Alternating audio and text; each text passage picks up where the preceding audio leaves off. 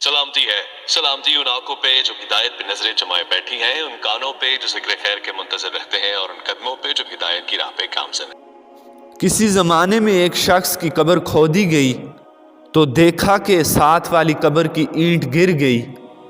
उस साहिब कब्र का कफन भी मैला नहीं हुआ था। तजस्सुस और शौक ने दूसरी ईंट कसदन खींचने पर मजबूर कर दिया।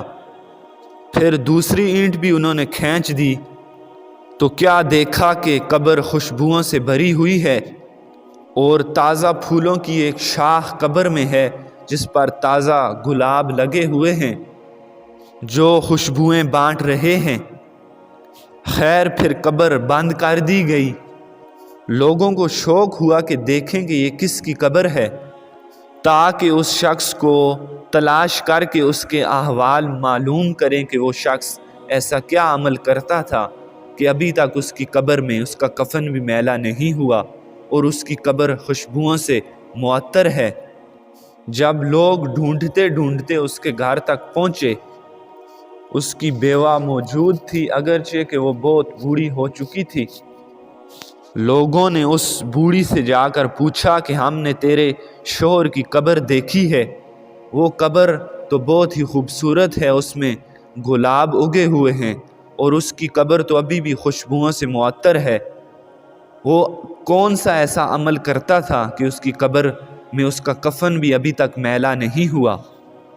हम ये पूछने आए हैं कि तेरे शोहर का क्या अमल था कि इतना बड़ा एहसास उसे कब्र में मिला है।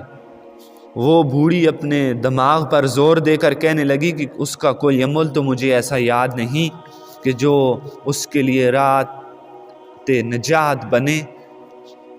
वो तो एक सादा सा देहाती शख्स था, लेकिन हाँ एक बात उसमें थी, वो कुरान मजीद नहीं पढ़ा हुआ था और सुबह के वक्त जब लोग मस्जिद में कुरान मजीद खोल कर बैठते तो इससे बड़ा दुख होता कि काश मैं भी पढ़ा हुआ होता और मैं भी कुरान पढ़ता।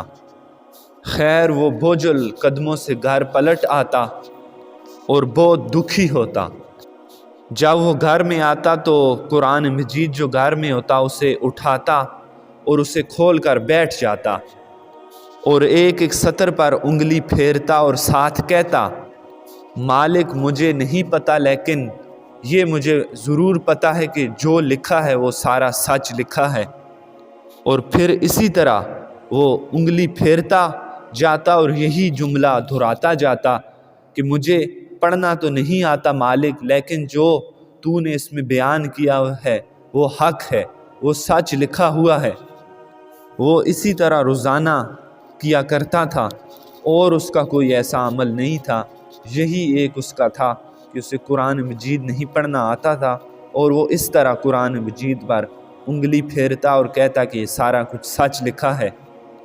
आज उसकी कब्र में जो उजाले हैं, मुझे तो यही लगता है कि जो उसकी कुरान मजीद से मोहब्बत थी उसी वजह से अल्लाह रब्बुल इज़्ज़त ने उसे कब्र में उजाले नसीब किए हैं। जो इस किताब पर कुरान मजीद पर इस तरह तयक्कन, ईमान और पुख्ता यकीन रखता है तो उसकी कब्र में इसी तरह उजाले होते हैं। और जो अपनी सारी ज़िंदगी कुरान से वाबस्ता कर दे तो फिर देखें कि उसकी कब्र में कितनी रोशनियाँ होंगी। अल्लाह हम सब को कुरान मजीद पर अमल करने और उसे पढ़ने और समझने की तौफीक अता